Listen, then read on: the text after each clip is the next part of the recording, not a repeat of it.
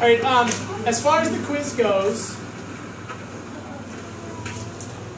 you should have had this stuff done for homework last night, so then I'm checking on you today. Raise your hand if you want the quiz to count towards your grade. Raise your hand if you don't want the quiz to count towards your grade. Alright, so here's the thing. Because it was homework, because you had to do the work at home, and it's possible that you didn't have the right answers. You could have gone home, you could have worked really hard on it, you could have done your best to try to get the right answers, and then come in and maybe had some mistakes today. So homework, as it's designed, is supposed to be practice and a chance for you to learn stuff. So if you came in and you didn't have all the right answers, it wouldn't be fair to count that towards your grade. But at the same time, those of you that did good work and worked really hard to get the right answers, and then came in and did a good job on the check-in quiz, it's also, I feel like it's okay to give you a reward for doing that and sort of getting the points that you earned. You did hard work, you showed me that you learned it, so that's good. So what I'll do is we'll count this for people that did well. And so if the score will help your grade, we'll count it. If not, we won't. Any questions? Sound good? Zach? So then we're going to go to the directions on this project. And at that point, you guys can shut your screens. So once you're done, shut your screens, and we'll go over what we're going to do on this project.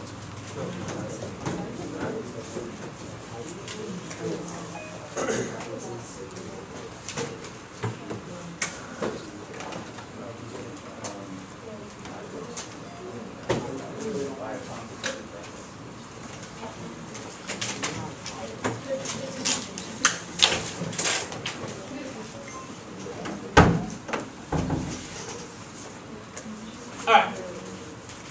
Let me get the rest of the screens closed, please.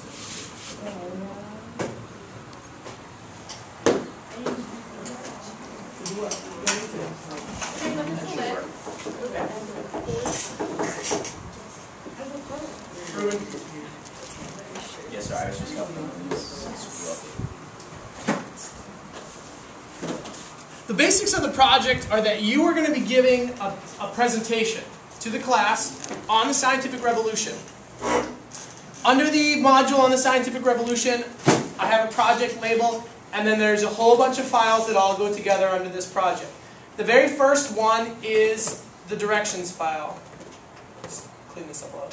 Is the directions file, and that's what we'll start with. I got the name from Mr. Doyle as I was describing the project to him, and he said, oh, kind of like standing on the shoulders of giants. Yeah, exactly. It's an expression that means, someone earlier in history has done something really great. They were a giant. They were a trailblazer, a pioneer. And then other people beyond them use what they accomplished to then go even higher, like climbing up on their shoulders and reaching even higher heights of accomplishment. So we're going to create a link in this project between the scientific revolution and modern science. All right, and that's what the little blurb talks about there at the beginning, basically talking about the ripple effect, that the things that happened historically in the past set up and have effects going forward in the future, and this is particularly true in science. So your task, if you look at the second part, is to create a speech or presentation on one element of how the scientific revolution impacts science and culture in the 20th or the 21st century. You can think of this presentation kind of getting broken into two parts. Part one, you're going to talk about the history of the scientific revolution. So this is going to be looking back in the past. And you're going to pick a scientist and one of their discoveries. Let's say we do William Harvey, the guy we used as an example yesterday on the flow chart. So you're going to learn a little bit about William Harvey, describe who he was, describe his new idea, his discoveries and his learnings on how the human heart works and the circulatory system, how that impacted people of his time, this new knowledge, how did that change the way that they lived, and how did people react to it? Did they believe him? Did they not believe him? Did they like the new science? Was it well received? Was there controversy? The second half is that part where it makes the ripple effect into modern medicine. What is it that scientists have discovered about the human heart in the 20th and the 21st century that they kind of owe William Harvey for starting it all? So then you're going to research and find some kind of advancement that humans have made on the human heart, some new medical thing we learned, something about how to fix the heart, or a new advancement in technologies that help deal with heart problems, or something like that. And you get to choose. And for that, you're going to talk about how the modern scientist built on the previous knowledge of the heart. You're going to explain to me the new science. What's the new thing they learned about a heart? Maybe it's about pacemakers, or maybe it's about a new kind of surgery that you can have that will fix certain heart defects. How is that impacting people today? How do people react to that? It's not just 500 years ago that modern science sometimes has a bad reaction. Even in the modern world, sometimes science comes out with a new claim and people don't like it, or they reject the idea that, oh, that can't possibly be true. Global warming, for example, is a scientific idea that a lot of people don't believe is actually true. That's really part of the purpose of this project, is for you to see kind of the connections, comparisons and contrasts between scientific revolutions and innovations in the past and current ones as well. Yep. So a lot of times that's ethical questions too, like, oh, we learned how to clone people. Does that mean that we should? And you might have that reaction of whether something's a good idea or not. For your criteria for what you need to do, I'm looking for it to be about 4 to 7 minutes long, give or take. The only way to know how long it is that you need to rehearse it. You need to practice it and time it. If you time it and you find that it's only 2 minutes long, that's too short. You're going to have to add more, make it longer. You can't do all of this in 2 minutes. If you time it and it's like 3 minutes and 50 seconds, then you're okay. But if you time it and it's way too long, you need to cut it down. As far as the presentation visually goes, it should have mostly just images. And I'm going to impose on you a no text slide, or no type slides rule. No bullet points on the slide. The images that go with your presentation need to just be images of what you're talking about and enhancing the overall presentation. Say it, don't write it. As an audience member, we want to listen to you speak. Otherwise, what I see kids doing is then they just read off the slides, or you're repeating the same thing that's on the slide, and that gets really boring for an audience. So we're going to actually watch a model today of a kid giving a presentation who does exactly this, and you'll see how effective it is. And this is really good practice for all presentations, keynotes, stuff like that. I mean, we've been harping on you all year that a lot of you tend to really write books on your keynote slides. Way too many bullet points that are way too long. So I really like the no text rule here, because even though this is a little different than some different, like keynotes you've done in the past, like, it'll get you ready for the next level when, even if you are allowed some words on your slide, most of the words that the audience gets should be coming out of your mouth, not on the slides. Ruben, you had a question before. Oh yeah. Do you still have it? Kind of. So the events, the modern events, they have to be, is it right now, or? In the 20th or 21st century, which would qualify anything after 1900. You can go back. And that's fine. We'll call it sort of that really as being like the very modern world. There's a lot of advancements made in the 1900s, and I'll leave it open to all of that. It's fine. Rachel? Could we have a note sheet or something to have? Absolutely. Okay. Definitely bring in notes. You can have note cards, or you can write it like a speech, the way that someone in the speech team would deliver a speech, the way that the President of the United States would deliver a speech. Absolutely. The amount of time that you practice and get ready for that will make a big difference in whether you're standing up here, because what I don't want you to do is just read to me like, William Harvey was a scientist of the scientific revolution. He was born in 1412 in Oxford, England. Right? Like, that's terrible. Then you might as well read off your keynote slides, frankly. Your slides can have text on them, though. It's not like that there's a strict no text anywhere rule. For example, if you show me a picture of the human heart, because you're talking about William Harvey, it might help to label it, left ventricle, right atrium, if you're talking about things specifically. That's okay. That's okay. What we're trying to avoid is just the slides and slides of text that makes the audience go to sleep. Zach? 11 school days left. So Thank you. How long is it going to take? I have a calendar for you coming up. I counted yesterday. Regardless, Doesn't matter. Zach, I've got a calendar he's for you. got it. Okay? Elise? How long is it? It's on the calendar. Hold on. Let's look at the rubric for how we're going to grade it.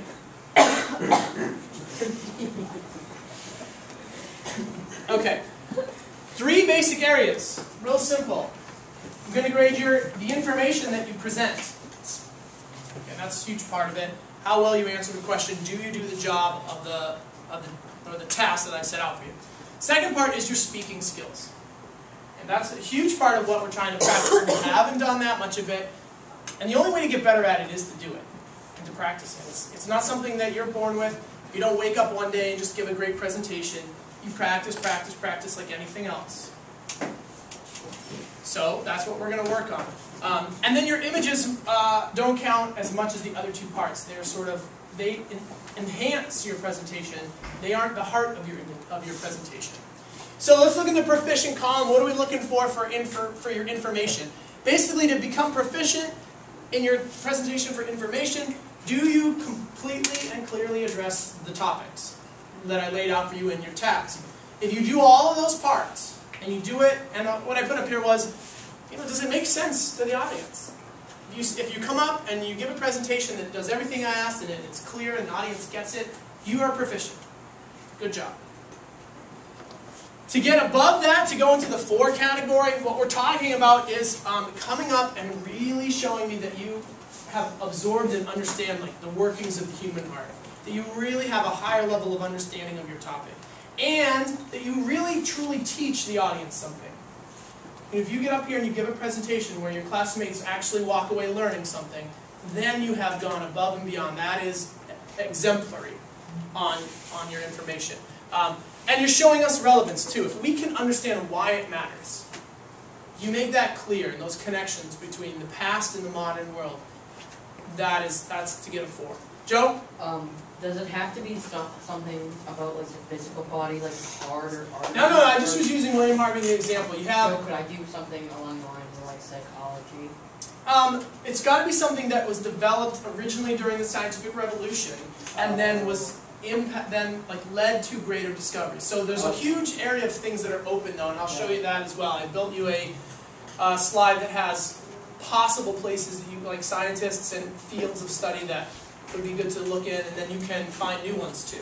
So we can look at Joe at psychology and see what we can find. All right, as far as your speaking skills, the 2 things that are most important is how clear you are, and if you're loud enough. If you're not clear and no one can hear you, then what's the point of the rest of it? You've got to have the ability to communicate with other people, and that's something that's going to serve you for the rest of your life. So those are the basic things I'm looking for there. Some eye contact with the audience, and some smooth delivery. If you look like you rolled out of bed, and this is the first time you've even thought about what you're going to say, and you're kind of making it up as you go, that's not going to do well. You're not going to do well. But you've got to practice it. Whether you line up your teddy bears and talk to them, or whether you line up your Lego guys and you present to them, and use your computer to help you. I was telling the other classes, you can turn on, whether it's photo booth or QuickTime, and do a recording. Record yourself in your bedroom giving the presentation and watch it. See how long it is. See how much you actually can look at the camera. Where do you stumble on your words? Which parts look good? Which parts do you have to work out? Those kids that practice, it's going to be obvious. Okay? Practice And is those the key. kids who don't, it's going to be painfully obvious. Yeah. As far as your images, they're only counting sort of half compared to this. It's either you got them or you don't. Either the images work, they're clear, like we can see them, they make sense. You're talking about a heart and there's a heart on the screen, as opposed to you're talking about a heart but you have the slide up on like a picture of Vesalius, or you know you put in the wrong guy, or it's a pig heart, not a human heart, and like whatever. Or if they're poor quality, if they're blurry, things like that. If the images don't actually make your presentation better. Questions on the rubric? Oh, I was going to talk to you about becoming exemplary in speaking. Here we're talking about like a real dynamic presentation. Really being able to maintain eye contact with the audience, not really needing your notes too much. So yes, you can have notes. And in the model, we'll see the girl who does the presentation here, she has pages of notes, and she looks at them all the time. But she never reads to them. She looks, and then looks back to the audience and talks. She doesn't talk while she's looking at the notes. And she's just kind of keeping herself on track. She's not really using them like a crutch. She's not relying on the notes. Basically, are you keeping the audience's attention? I'm going to look at the rest of your classmates. If they're bored out of their minds, it's probably not a 4. Right? You're not obviously haven't gotten their attention. And that's your job as the speaker. And that's a hard job to do, but if you can do that, you're going to be very successful in a lot of other areas of your life. So that's what we're shooting for. Just emulate Mr. Salih and you'll all be fine. All right, any questions on that? Okay, good. Here's the work plan. Calendar, people. When's it due? How much time do we have? The third file down is a Pages document. I have it open already. I've set it up like a calendar. You can download this onto your computer and then you can type right in it. This is today, Wednesday the 23rd. Tomorrow, 3-on-3 tournament, half day, no classes. Friday is a work day for the project. You've got the long weekend, no school Monday. Then I'm going to give you 3 more work days next week. All right, Zach, there you go. That's when we're going to get it done. On Friday the 1st, we'll start the presentations. I kind of went back and forth on whether you would need Thursday the 31st, but it's a long weekend and it's a holiday, so I know people will be busy and traveling. It's not really a good working weekend. So I'm giving you this extra day. Make sure, that day will disappear if we don't need it. All right? Or if you convince me that if you're not working hard in class, that's a good indication that you actually don't need time. The rest of it, though, you're on your own. As far as what you do for homework, I'm not assigning any homework for these weeks. You're going to assign your own homework to yourself. And that's one thing we'll do at the end of this period, is you'll start to plan it. Okay, I'm going to get part 1 done by this day, part 2 done by this day. I'm going to rehearse my presentation on this day and this day. All that stuff, you're going to plan it out. Put in when do I have lacrosse games? Which day is the dance recital? And figure out, like, I'm going to Grandma's to the Cape for this weekend, and you'll have to figure that stuff out. I can't help you with that. I can help you, but I don't know when all those dates are. Does that answer your guys' questions about due dates and when the work's going to happen and all that? Okay. All right, let's watch the model. This is a TED Talk by a 12-year-old girl. She's speaking in front of an audience of, I'd probably say, about 1,500 adults. Maybe 1,000. It's a big auditorium, but it's hard to tell exactly how many people are in there. So about the size of the audience you'll have to give your presentation. It's a 2,000. It's 2,000 people. It's 2,000. Okay, Ms. Sokolowski knows it's a 2,000-person auditorium. So she's talking in front of 2,000 people because she was invited to speak to a group of adults. No, they're What is TED? TED is a website that puts together basically what they call ideas worth spreading. It is an organization that puts on and sponsors public speaking events of, basically it's cool stuff other people should know. Right, in all sorts of fields. Absolutely. Music, Everything. art, science, education, history. literature. Sarah? It's also a TV show on the Science Channel. They put it on the Science Channel? Okay. Cool. TED Talks on Science Channel. All right, so as you watch this, I want you to think about 2 things. Look at how she uses her notes. Okay, she's 12 years old. Keep that in mind. But look at how she uses her notes. She has notes and she uses them, but watch how she does it. The second thing I want you to look at is her images. How she gets away without having any bulleted slides. She doesn't need to write much on the screen. How the images just enhance what she's talking about. They're not like the crutch that she leans on to give her presentation. Okay?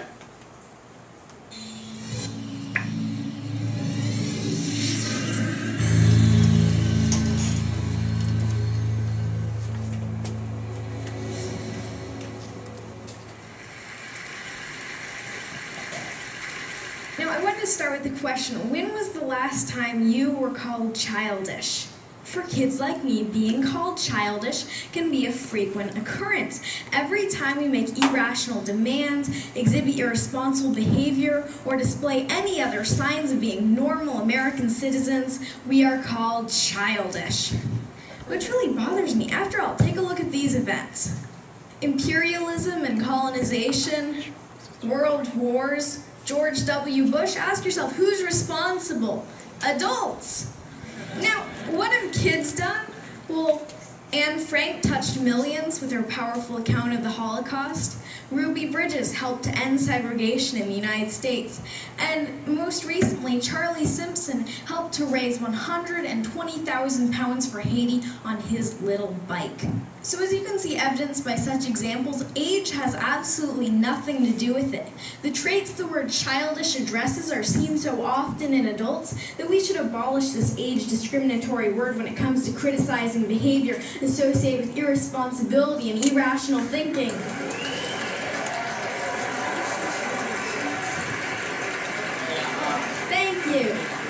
Then again, who's to say that certain types of irrational thinking aren't exactly what the world needs? Maybe you've had grand plans before, but stopped yourself thinking, that's impossible, or that costs too much, or that won't benefit me. For better or worse, we kids aren't hampered as much when it comes to thinking about reasons why not to do things. Kids can be full of inspiring aspirations and hopeful thinking, like my wish that no one went hungry or that everything were free, kind of utopia.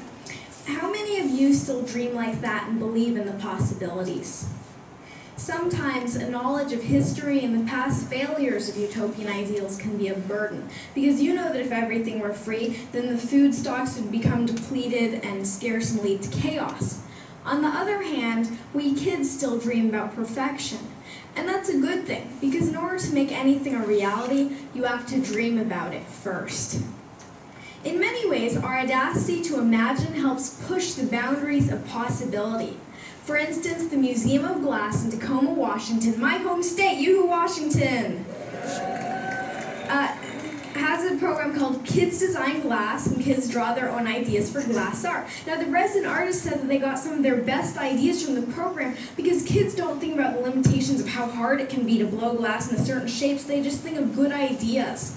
Now, when you think of glass, you might think of colorful chihuly designs or maybe Italian vases, but kids challenge glass artists to go beyond that, into the realm of broken-hearted snakes and bacon boys, who you can see as meat vision. Now, our inherent wisdom doesn't have to be insider's knowledge. Kids already do a lot of learning from adults, and we have a lot to share. I think that adults should start learning from kids. Now, I do most of my speaking in front of an education crowd, teachers and students, and I like this analogy. It shouldn't just be the teacher at the head of the classroom telling students, do this, do that. The students should teach their teachers.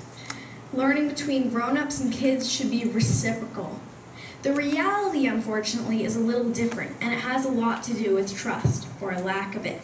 Now, if you don't trust someone, you place restrictions on them, right? If I doubt my older sister's ability to pay back the 10% interest I established on her last loan, I'm going to withhold her ability to get more money from me until she pays it back. True story, by the way. Now, adults seem to have a prevalently restrictive attitude towards kids, from every don't do that, don't do this in the school handbook, to restrictions on school internet use. As history points out, regimes become oppressive when they're fearful about keeping control. And although adults may not be quite at the level of totalitarian regimes, kids have no or very little say in making the rules, when really the attitude should be reciprocal, meaning that the adult population should learn and take into account the wishes of the younger population. Now, what's even worse than restriction is that adults often underestimate kids' abilities. We love challenges, but when expectations are low, trust me, we will sink to them. My own parents had anything but low expectations for me and my sister. Okay, so they didn't tell us to become doctors or lawyers or anything like that, but my dad did read to us about Aristotle and pioneer germ fighters when lots of other kids were hearing the wheels on the bus go round and round. Well, we heard that one too, but pioneer germ fighters totally rules. I love to write from the age of 4, and when I was 6, my mom bought me my own laptop equipped with Microsoft Word. Thank you, Bill Gates, and thank you, Mom. I wrote over 300 short stories on that little laptop, and I wanted to get published. Instead of just scoffing at this heresy that a kid wanted to get published, or saying, wait until you're older, my parents were really supportive. Many publishers were not quite so encouraging. One large children's publisher ironically saying that they didn't work with children. Might want a children's publisher not work with children. I don't know, you're kind of alienating large client there. Now, one publisher, Action Publishing, was willing to take that leap and trust me and to listen to what I had to say. They published my first book, Flying Fingers, you see it here, and from there on, it's gone to speaking at hundreds of schools, keynoting to thousands of educators, and finally today, speaking to you. I appreciate your attention today because to show that you truly care, you listen. But there's a problem with this rosy picture of kids being so much better than adults. Kids grow up and become adults just like you. Or just like you? Really? The goal is not to turn kids into your kind of adult, but rather better adults than you have been, which may be a little challenging considering your guys' credentials. But the way progress happens is because new generations and new eras grow and develop and become better than the previous ones. It's the reason we're not in the dark ages anymore. No matter your position or place in life, it is imperative to create opportunities for children so that we can grow up to blow you away. Adults and fellow Tedsters, you need to listen and learn from kids, and trust us and expect more from us. You must lend an ear today because we are the leaders of tomorrow, which means we're going to be taking care of you and your old and senile. No, just kidding. Actually, no, really, we are going to be the next generation, the one who will bring this world forward. And in case you don't think that this really has meaning for you, remember that cloning is possible, and that involves going through childhood again, in which case you will want to be heard just like my generation. Now, the world needs opportunities for new leaders and new ideas. Kids need opportunities to lead and succeed. Are you ready to make the match? Because the world's problems shouldn't be the human family's heirloom. Thank you. Thank you. Thank you. So your presentations obviously have to be exactly like that. Feedback? Yeah, come on. She definitely not 12. We all know Probably not. I believe she was No, unfortunately she is 12. She is 12. Why is that? Can we get her to come in? Wasn't that in 2010, so she's 14? Right, but when she gave it was 2010 and she was 12. So that doesn't change the fact that when she was speaking that way, she was in fact 2 years younger than most of probably you. even smarter now.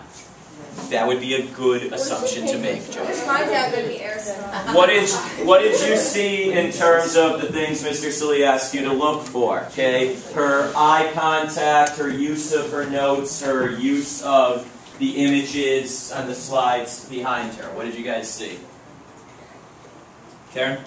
Well, it's obvious she practiced at home because she wasn't like reading from the notes. She just like that to remind her what to say next. Exactly. She read off the one screen with the quote, but it wasn't like to help her like know it was more like. It was for impact, right? The one time she really used text on the slide was for a quotation, and she wanted to really drive it home. And so that is a great way to use it. So if you have something like that, or maybe like a few title slides, like if you have part 1 and part 2, you might have, you might put, especially if your scientist has a weird spelling like Tycho Brahe, you might put his name on the board so we can like visualize it. So those kinds of things are fine, but you don't want to. You do it for impact, not as a thing to lean on, not to sort of drive your whole presentation. Elizabeth? She looked at the notes a lot, but she didn't pause when she looked. She continued speaking through it. Yeah. Yeah. As And Mr. Sully said at the beginning, I think the way you put it is she's almost like just checking herself to make sure, her note cards must have been very organized, because she was able to sort of just look down and sort of know where she was. And I think Karen's hit it right on the head, is that she's practiced it so many times that she's really just kind of making sure she's in the right place. The rest of it, she's remembered. It's like shooting a free throw in a basketball game. If you're trying to figure out how to shoot the free throw while the game is on the line, you don't have much chance. It has to just be memory. You have to know it because you've done it a bunch. Zach? I think like when she was little, like when other kids were doing different stuff, like easier stuff, something differently. Well, that may be. I mean, she's obviously highly intelligent, and she's kind of operating on a different plane. She's published short stories with real publishers, so she's clearly pretty advanced. But when it comes right down just to her ability to speak in front of an audience, you know, it's practice, practice, practice. She hints in there that this is not her first time, right? This wasn't her first presentation. She speaks at schools to kids and teachers about, you know, following your dreams, publishing your stories, how you can make the impossible come true. So she's got all these hours of practice under her belt, which is what you need. That's the way you get good. Rachel and then Ruben. Well, she didn't really have very, like, she had pictures, but it wasn't like she stayed on like a picture for a long time. It was just like she was talking about the picture so you could like see it, and then it would go to the next picture so you could like... It was just there to enhance your overall sort of visualization. And this is going to be important for the science stuff. Right. If you're talking to me about like molecular structure or the makeup of the heart or some ideas about gravity or Albert Einstein, visuals may be really important to try to get us to understand something that might be really complex. Just as when she was talking about the different glass things, you know, it would have made much less sense if she just talked about Bacon Boy. Man or Bacon Boy instead of actually showing it. Ruben, you had a comment. Yeah, go ahead, Ruben. What's her IQ? You'd have to ask her. It wasn't on this. Yeah. She probably knows that too. They don't tell you that on the TED Talks. Let me just wrap it up for you with a few other things here. Sit up, guys. Yours is 5. Eyes on the board, please. What I have underneath it, I've linked you Ms. Bloom's library database page. As you're choosing your scientist, if you want to use Google to help you sort of cast a wide net and find a topic or a scientist you're interested in, that is fine. But when it comes time to learning about the science and the scientist, you may not use Wikipedia or random Google searches. You need to go through the library database page. Record your bibliographic information in Noodle Tools, and hold on, nobody should be moving yet. Let me wrap it up, and then you really understand what's happening, and then you can get ready to go. The last link is a link that's going to be important to you tonight.